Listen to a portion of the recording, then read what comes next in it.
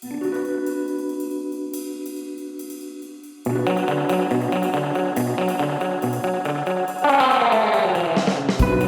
the All Things Strange podcast.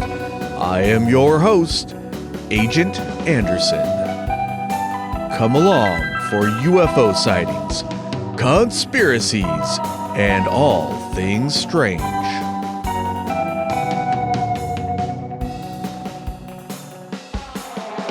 You can find all of our wonderful links in the description on the Linktree, where you can find our Patreon, our Discord, our merchandise, and more.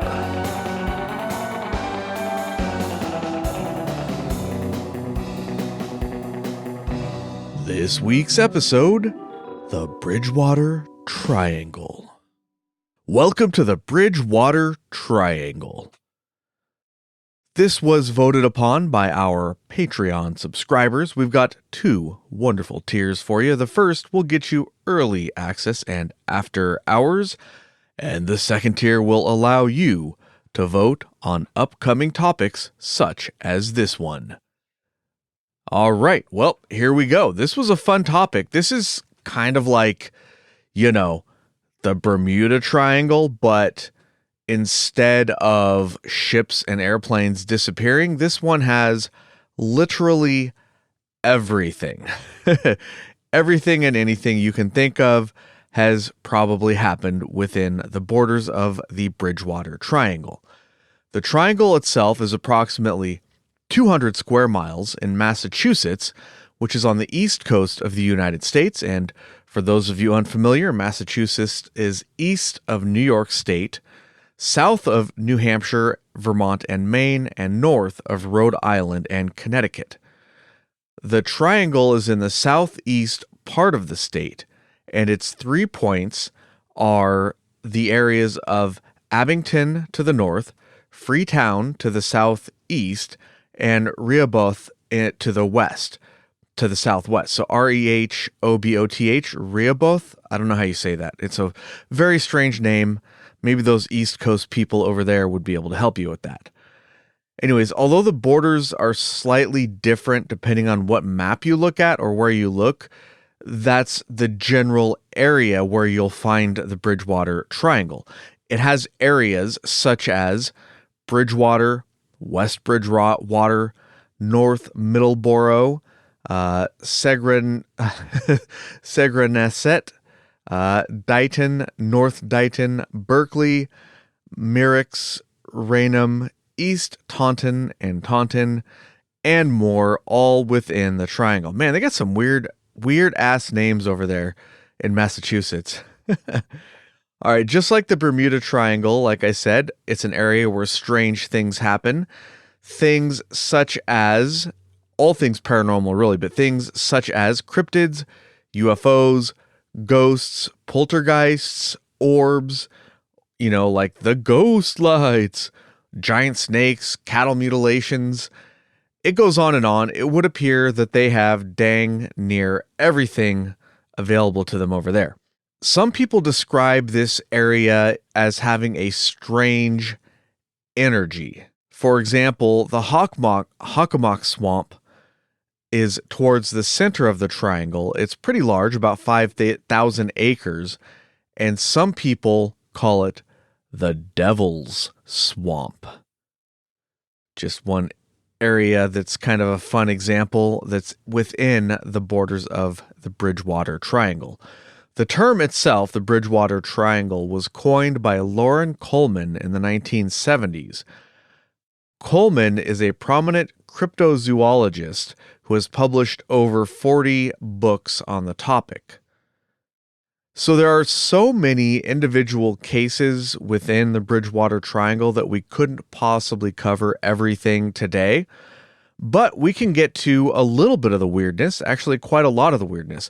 Instead of going into like a deep dive of these cases like I usually do, we're going to do brief versions of a bunch of different things, which is kind of fun. You know, it's a lot more fun sometimes to do a ton of cases than it is to do just one. So let's get to it. Let's start with, of course, with the UFO sightings. One of the oldest UFO sightings in the United States that we know of, on record anyways, happened May 10th, 1760. A witness reported a strange noise from the sky that they could not identify. Then they saw a strange orb of light. And I don't know, there's different versions of this one depending on where you look. I was not able to find original documentation or even really where this one comes from.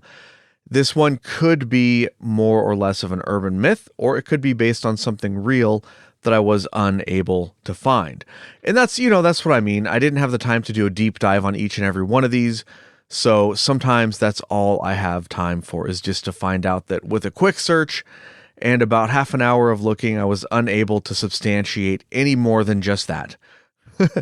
So that was one of the famous cases from the area, is some vague story from the 1700s.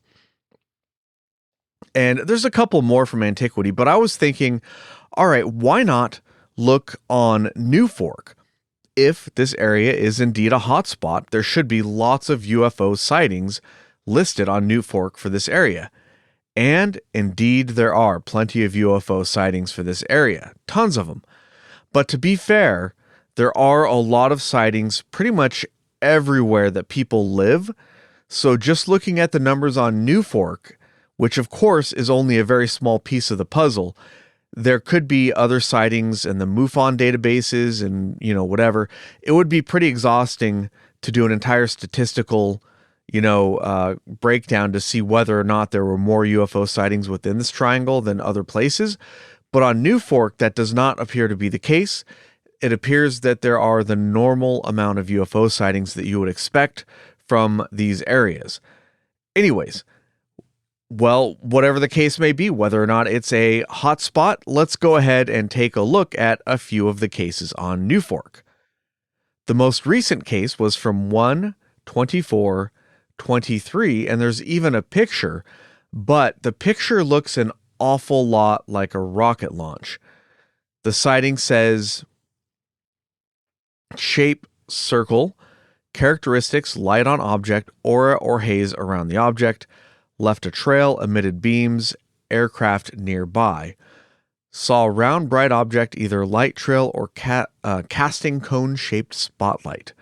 And the story is, I was driving south down my street, saw what appeared to be a light, either moving forward with a light trail behind it, or causing a cone-shaped spotlight. Airplane passed by it and bear no resemblance. I'm guessing it's bore, that's a typo. Pulled over to try and take picture. Had somewhere to be and left before it disappeared. Drive back in same direction 35 minutes later and it was gone. Yeah, and the thing is that rockets can have luminous plumes. The chemicals that it uses to get up there, those chemicals can illuminate while they are in a cloud in atmospheric form. So the picture that they provided and their description sounds an awful lot like a rocket launch. But the reason I've included it here is because it's the most recent sighting. Now, I went to an older sighting, and throughout all the sightings listed in some of these areas, there were a lot of triangle sightings. So let's do a couple of those. This one is from Bridgewater, the Bridgewater Triangle, from 1981, April 25th at 8 o'clock in the evening. And here is the description. I am sorry I am so late in reporting this. My husband and I rarely talked about it to each other after the incident, which was short in duration but very baffling just the same. We were walking casually on a street parallel to the center of town, and something caught my attention up above the houses. It was darker than the night sky and shaped like a tri-cornered hat. It was massive in size, about the size of a soccer field. There was a bright white light on each corner. It was traveling very slowly, almost like it was coasting. My husband and I stood and watched it drift over the rooftops, but oddly, it was silent. The craft drifted out of our line of vision, and the trees inhibited further viewing, so we didn't see which direction it went, but it had to have traveled over the center of town as it was too large to avoid it. There you go. A very puzzling triangle sighting. The next one we have up here, 1985, from August 9th, 8:30 in the evening. This one, once again, is from Bridgewater.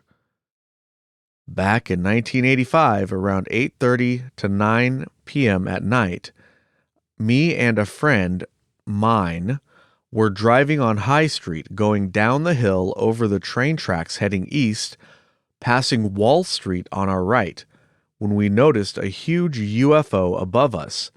It was just above the tree line, just hovering, and it was massive.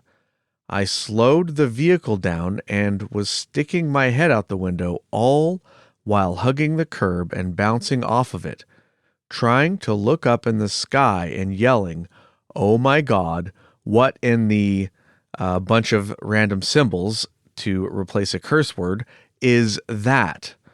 What was weird, that's strange. What was weird as there was no one around, no cars, nothing when this was happening. It was silence. It was silent. It was a dead silence. You could only hear us and the engine of my vehicle and my wheels hitting the curb as I tried to drive with one hand while my head was out the window looking up. The UFO made no sound. Me and my friend were hysterical and were yelling back and forth at each other. "Oh my God, what is that? What is that?" We couldn't believe what we were seeing. Then, out of nowhere, on the opposite side of this road, a car came. So naturally, we started yelling at this person at the top of our lungs, "Look up, look up." But there was no response. He just kept driving by us. As I was waving my arm out the window trying to get his attention and motioning to him to look up. It was a man. He looked elderly and had his windows rolled all the way up, which we thought was strange on a hot night in the summer in the 80s, in an old car that looked like a Dodge Swinger. All right, and I just Googled it. The Dodge Swinger is a pretty sweet-looking classic car. I love it. All right, where was I? Let's see here. Oh yeah, like a Dodge Swinger. This all happened in a time frame of maybe 2 to 7 minutes. After the car drove by, my friend yelled over to me, "Let's get out of here before we get beamed up." I said, "Yeah, good idea." We nervously laughed and I pulled my head in the window and stepped on the gas and took off up the hill to the traffic lights. We got to the light where High meets Main Street, and the light was red and there was no one around. It was like a ghost town. It was eerie. We were so freaked out we decided we better just go through it and get out of there, so we just went through the red light. To get away, after we calmed down for a bit, maybe 15 minutes, we decided to go to a friend's house that lived nearby the area to tell the news, as we could not believe what just happened. We got to his/her house, and over an hour and a half passed, and we forgot all about the incident. And then all of a sudden it dawned on us, and we couldn't believe we had forgotten, because it was something we both just witnessed and was unbelievable. But once our memory came back, we all decided to get in the car and go looking again for the UFO. Lucky we never saw it again. Just for the record, I never believed in UFOs at all, not until that summer night. I will never forget it, and this story is true. That's a really interesting story, and that detail at the end is really interesting, how they completely forgot it. And it's similar to what people have reported in many cases, particularly the Phoenix Lights case, where a lot of people said that they forgot about it. Even the famous Kurt Russell, who witnessed it from an airplane as he was coming into the area, many people said, "We totally forgot about it until we saw news reports on the news later on." And I've mentioned this before on the show. I suspect that what's going on there is that your brain can't fully comprehend what it's seeing. It doesn't have any categories in which that thing fits. It's like trying to put the square peg in the round hole, so your brain just doesn't want to absorb the information. That's one theory. Of course, there are other theories, such as some sort of technology that makes you forget, also possible. All right, let's skip ahead here to 1997. Once again, we are from Bridgewater. This is from November 1st at 3 o'clock in the afternoon. And here is the witness statement. Background info. I am a law enforcement officer in Bridgewater, Massachusetts.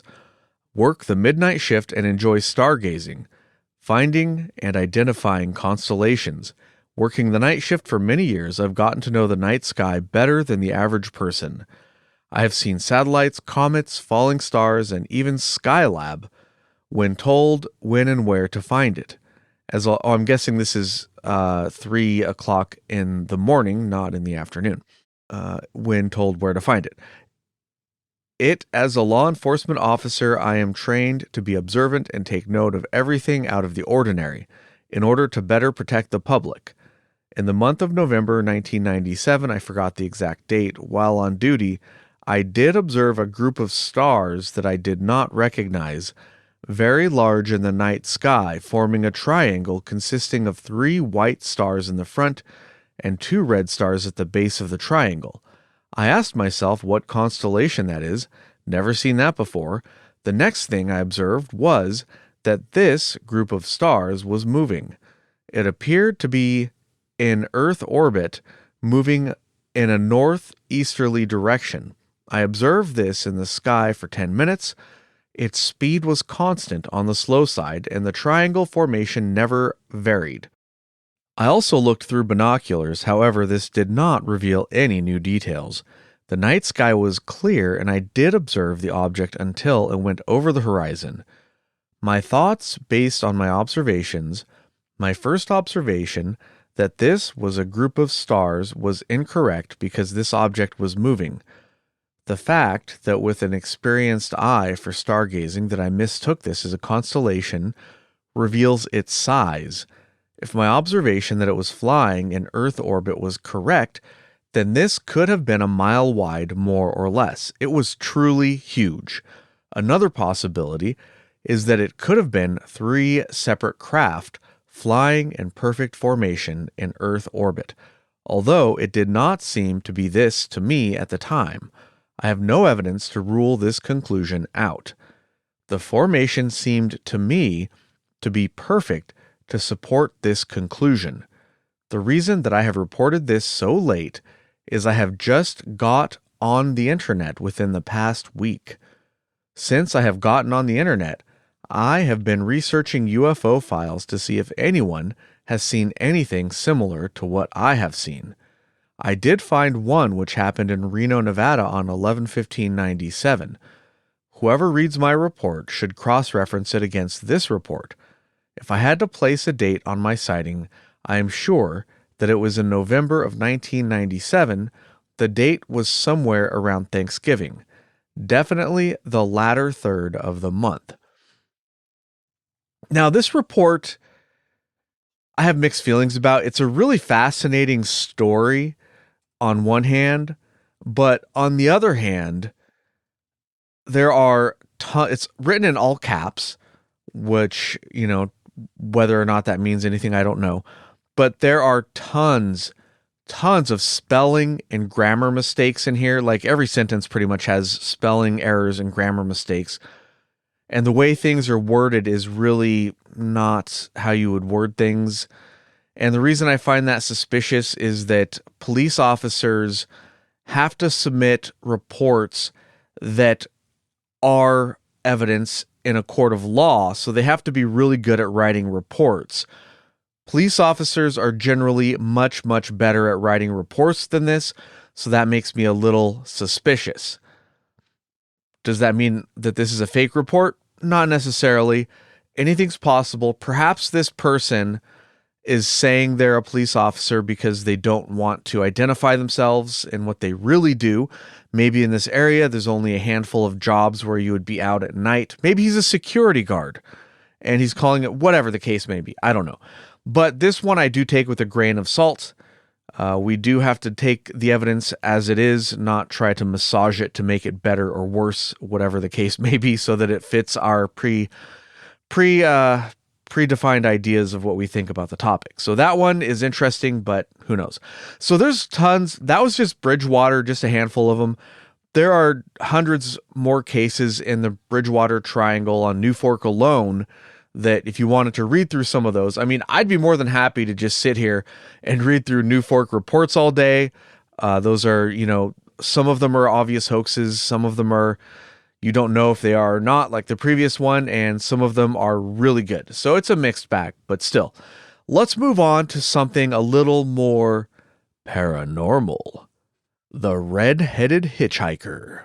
This one apparently has been around longer than the definition of the triangle itself, so way before the 70s, quote, for as long as people in the area can remember, which suggests that not just current people, but this myth, legend, or story has been passed down from generation to generation, not just a one-generational kind of a thing.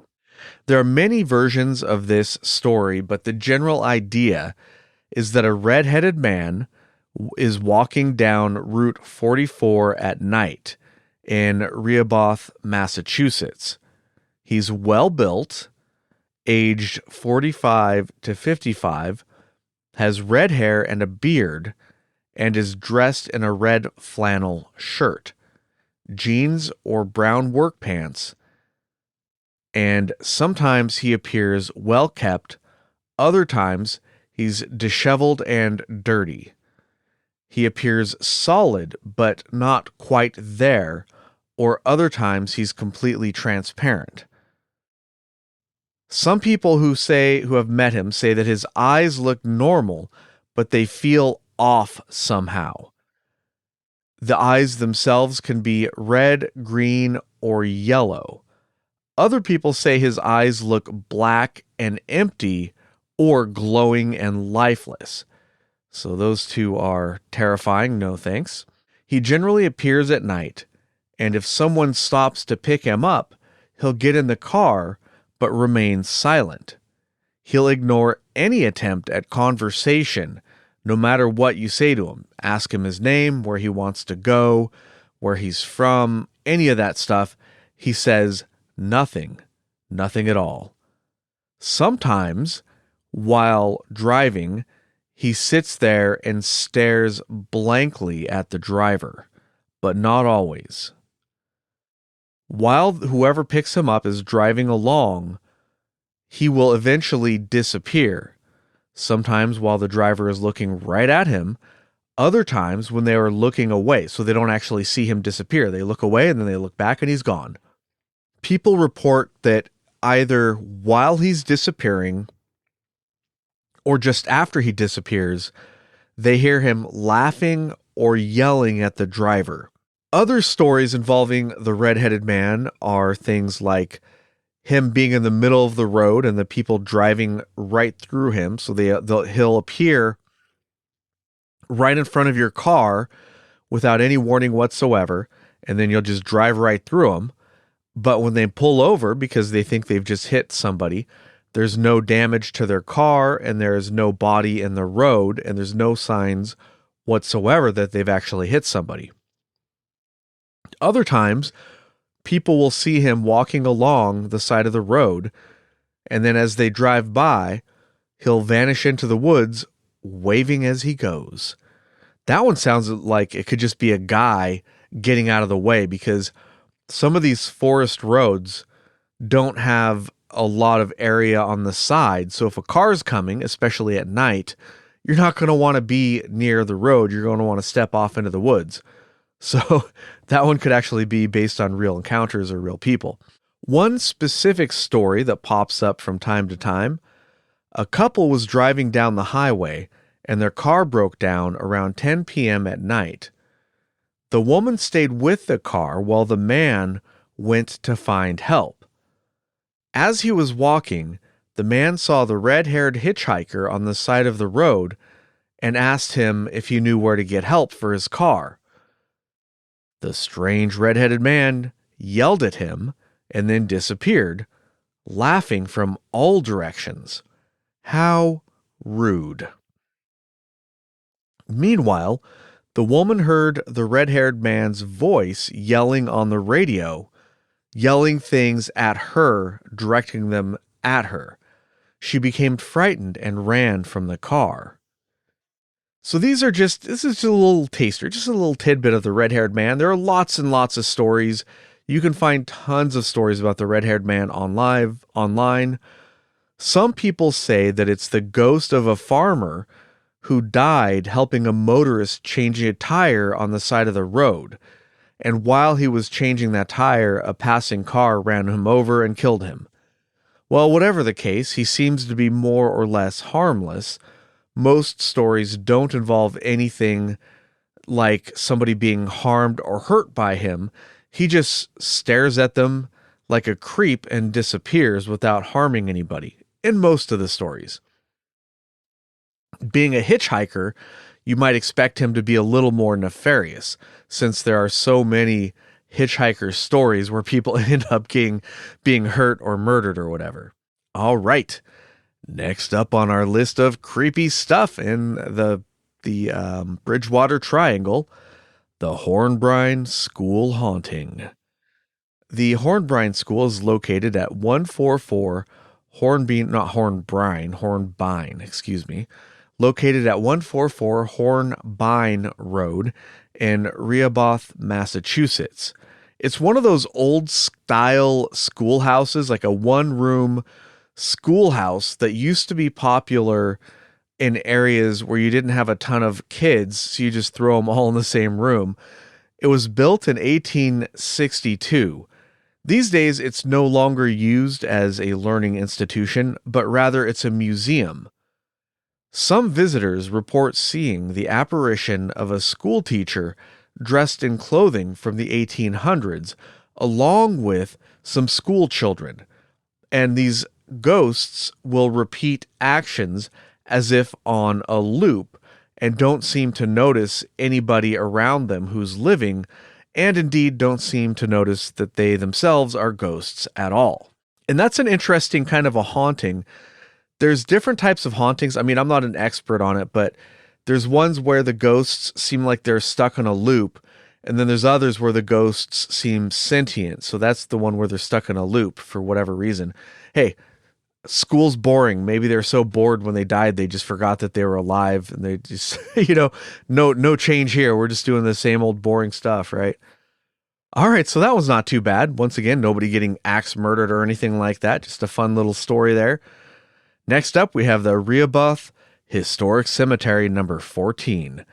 Established as Palm River Cemetery in the mid-1600s, it is today apparently haunted by the spirit of a young boy who died in the 1800s of unknown causes. Witnesses have seen him at night, sometimes accompanied by disembodied voices, footsteps, and the sound of a child crying. Yep, that's definitely creepy. No, thank you, sir. But then again, I had fun going to the Sonoma Developmental Center, which is got to be one of the creepiest places on earth. And I'm definitely going to go back again when I get a chance. It's not that far from here. It's like a half-hour drive. So, maybe this summer. All right. Next up, Cappicut Road. This one is near Freetown, and people report that on occasion, a strange truck will tailgate them, flash its lights, honk, and then disappear into nothing. Maybe there's just a lot of asshole truck drivers near Freetown. I swear, when somebody's tailgating me, maybe 7 times out of 10, it's a big one of those big trucks, and one of those guys with truck nuts. Yeah, I'm going to tailgate everybody. That's usually my experience. All right, next up, Freetown State Forest. This one is about 5 acres large, and it has all sorts of crazy stories just in this forest alone. Jumping people, a girl ghost, satanic cults, suicides, mob executions, burials, and more. Lots and lots of stuff. Lots of people who go to the area feel like there's some kind of dark energy in the forest, something evil about the forest. And not most people, but some people know it as the cursed forest of Massachusetts. There's a lot of crazy stories here. For instance, in 1978, the corpse of 15-year-old Mary Lou Aruda was found tied to a tree. She had been abducted from the town of Raynham, which is really close by, 2 months before her body was found. Eventually, James M. Cater was convicted of her murder.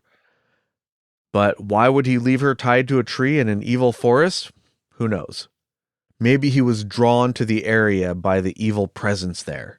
In 1980, when police were investigating a different murder, locals came forward and reported satanic cult activity that they thought might be connected. And of course, this activity was happening in the forest. There were clearings in the forest with animal blood, and there were also mutilated cattle carcasses found. And people reported seeing satanic rituals happening at night. There were multiple murders in the forest throughout the years.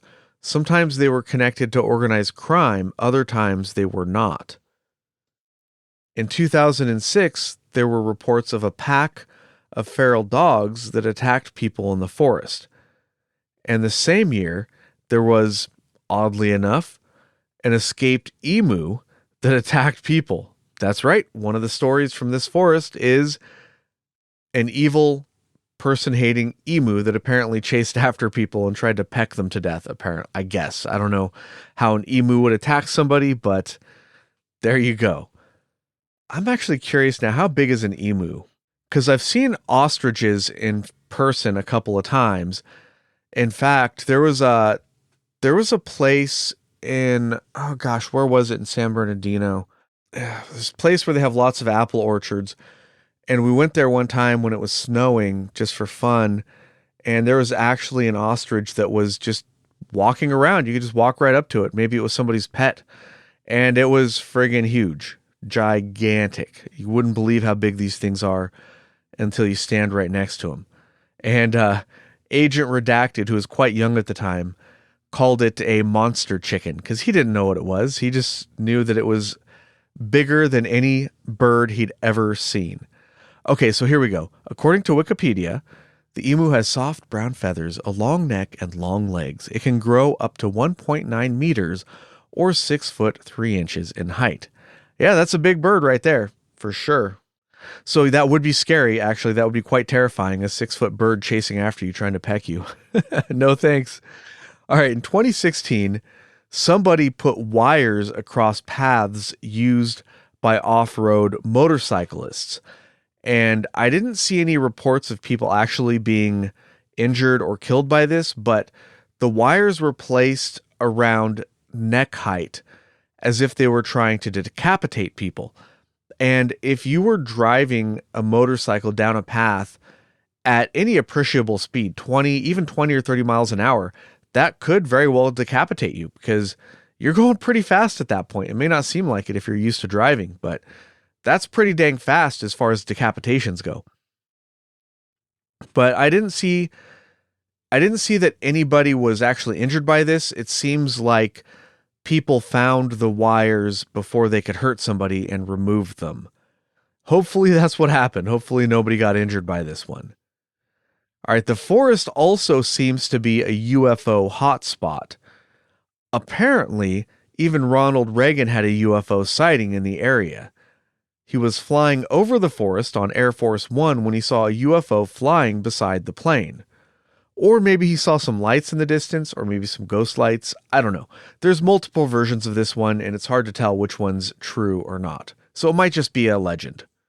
The forest seems to have more than its fair share of unusual suicides. For instance, there's an area called The Ledge, which is a location in the forest which is popular for suicides.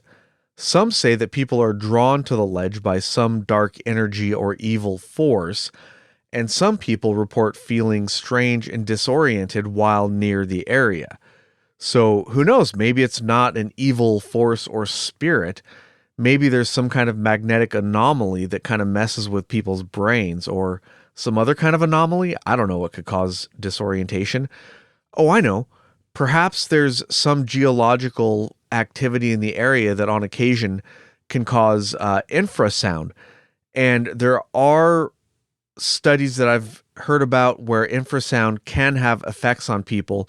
It can make you see ghosts. It can make you feel creeped out or like there's something evil watching you, things like that. So maybe some geological formation is doing that. Who knows? All right, here's an anecdote from Reddit. I grew up in New Bedford and would go hiking and spend the night out there in the Freetown State Forest, not very far from Profile Rock. Why? Why would you go stay overnight at the evil forest? That doesn't make any sense. My brother and I had experienced on more than one occasion things that were not explainable. This would have been between 1990 and 1999. We heard ritualistic drums and chanting one night. Another night, glowing orbs that we thought were other people carrying lanterns or high-powered flashlights. However, there were no people upon checking it out. They just faded away before our eyes. Never mind the screams you would hear in the dead of night carried by the darkness. On another occasion, and this still haunts me to this day, we were hiking in what I can only describe as the darkest night imaginable, with limited light sources, and as we were hiking along a path to our right, we heard something breaking brush and tree branches charging. So something it was so this the way they write this sentence is a little weird, but so something was off to their right, running through the brush, making noises and breaking tree branches, and it sounded like it was charging towards them, charging toward us in the pitch black. Whatever it was massive and heavy, and as it charged, it let out this otherworldly demonic growl. It's the only way to describe it. I now live in Seattle, Washington, and I am 37 and an avid hiker and have heard everything from cougars, elk, caribou, it's a very woody word, wolves and bears, pretty much most big game, and this was none of those. My brother, with baseball bat in hand, charged that woodline, swinging and yelling, and just like that, the night fell dead silent. Not a cricket, not a sound, just the sound of our hearts beating out of our chests. Yeah, why in the hell would you stay there overnight, and why would you go hiking at night? No, thank you, sir. All right, cryptids. There have been reports of cryptids in the forest, such as giant snakes and pukwudgies, which is from Wampanoag folklore, is a local Native American tribe. So a pukwudgie appears as a little man that is 2 to 3 feet tall. It can appear and disappear at will, can shapeshift, can use magic, and sometimes kills people using weapons or by pushing them off of a cliff. Perhaps this is why the jumpers are dying. They think, well, let's go up there with my friends and goof around because, you hear rumors or urban myths about a particular cliff where people jump off for no reason to commit suicide. So, of course, if you're a young person, teenager, whatever, you're going to goof off. You're going to go up to the cliff and you're going to goof around and pretend like, oh no, I'm about to jump off. Well, as you're doing that, a pukwudgie, who has appeared and disappeared at will, can nudge you off the cliff without you even knowing it, or even your friends who are probably at the bottom of the cliff telling you to jump without them seeing it. So that could explain, the pukwudgie could perfectly explain this jumping cliff, why so many people are committing suicide there. I like it. That's a great explanation. So there are so many more stories about the forest, but for now, let's leave that and check out the next location on our journey through the Bridgewater Triangle. Camp Titicut. This is an old campsite, apparently used by Native Americans, and there is allegedly even a Native American burial ground there. This one is famous for the death of King Philip, also known as Metacomet, who was a Wampanoag chief. He led his people in what's known as King Philip's War against European settlers. This was a major conflict and a really important turning point in Native American and European relations. I'm sure we could do multiple episodes on this, but that is really far afield of what I want to cover on this podcast. That would be more appropriate for a history podcast. But long story short, at some point during the fighting, King Philip was shot by a different Native American named John Alderman, who was a man who was seeking revenge because King Philip had actually killed his brother. And I know what you guys are all thinking, why do these Native Americans have European-sounding names? Well, I was wondering that too. And it turns out that I guess for this tribe or tribes in this area who had encountered Europeans, it was not unusual for them to choose a European name in addition to their Native American name. Maybe that made it easier to talk with the Europeans who did not speak their native language. Anyways, John Alderman shot and killed King Philip, and his body was drawn and quartered, and the pieces were hung in trees, apparently at Camp Titicut. His head was taken and stuck on a pike at the entrance to Plymouth, Massachusetts. Pretty historic place there. And King Philip's wife and son were also sold into slavery. Man, that's messed up. People were savages. Talk about being rude. You don't just take somebody's head and stick it on a pike. That's weird.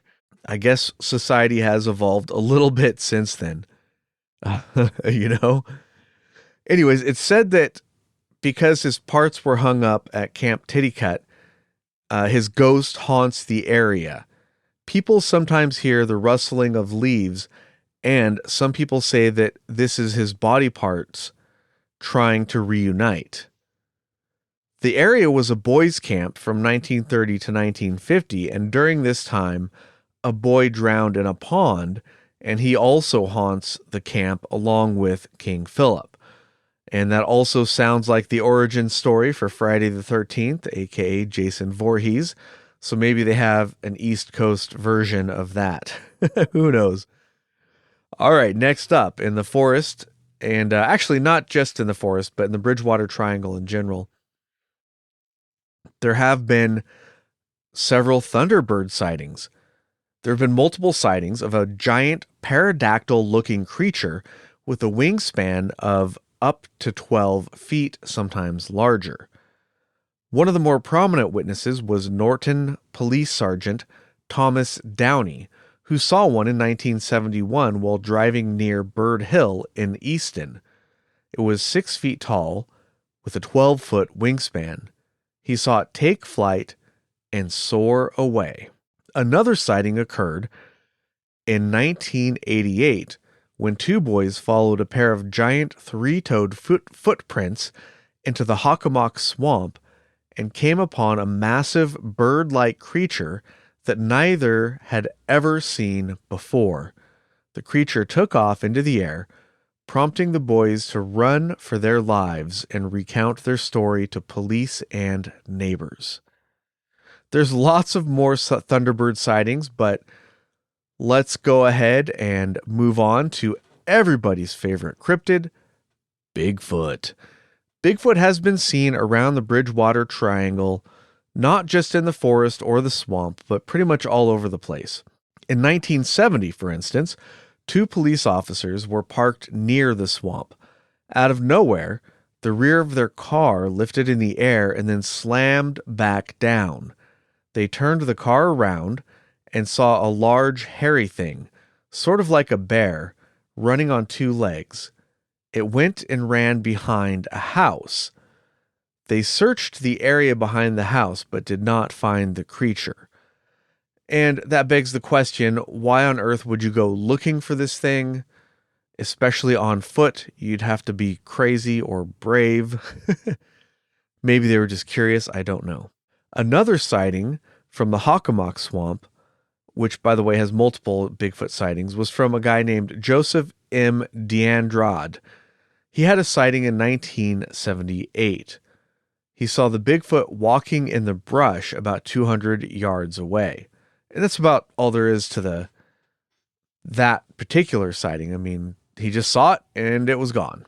One report that's not really believable, but kind of fun anyways, is a 12-year-old girl named Elizabeth Lynch saw what she claimed was a big Bigfoot nest up in a tree and met a Bigfoot that gave her a tour around the swamp. Some people think this story is a hoax by little Miss Elizabeth, but who knows? Maybe she really did make friends with a Bigfoot. Why not? All right, here's another post about the Bridgewater Triangle from Reddit, just for fun.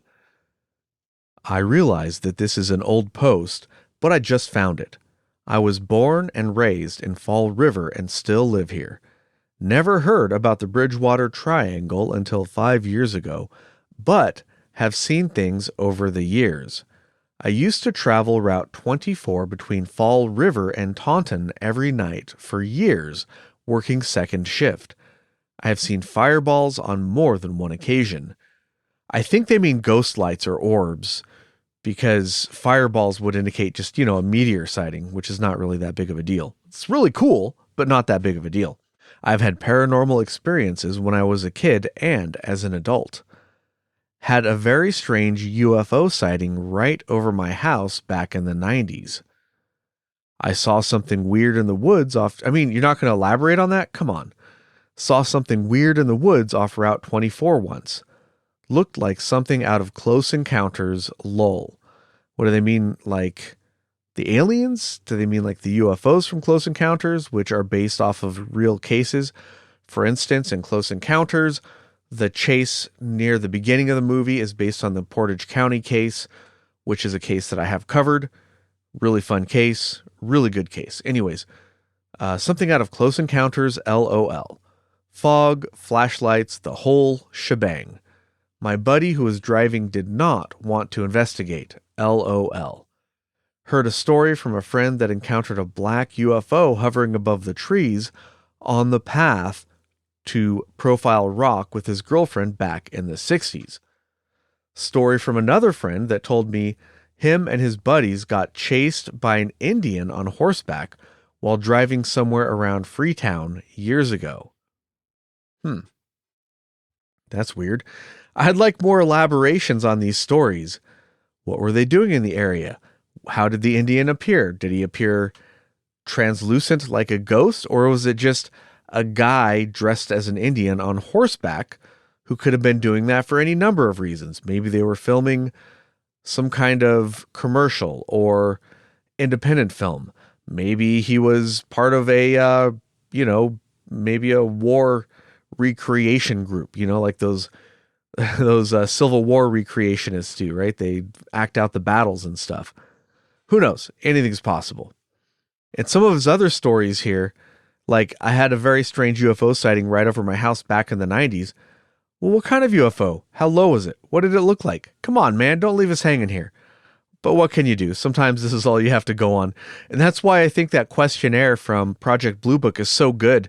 It's so good that we could still use it today for UFO sightings because it asks really specific questions to get as good of data as possible about UFO sightings from a layperson who doesn't know anything about angular size or anything like that.